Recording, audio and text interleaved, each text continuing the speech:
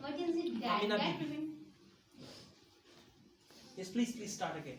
Assalamualaikum. What is it that prevent people from doing that thing they already want to do in life? It's so simple, but it's true. It's called fear.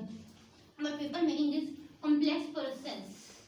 This one told me that he understand why they did this, why I feel like this way. It's called fear. Everybody is afraid. We were not enough. We were not rich enough, smart enough, quick enough, fast enough, and young enough. It's human nature.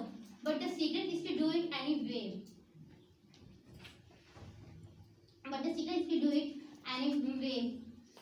I know it sounds so simple. My work when I'm working with somebody is showing how to nutrition and stuff like building our muscle so that you take action first automatically. Because if you don't do that, you lose momentum.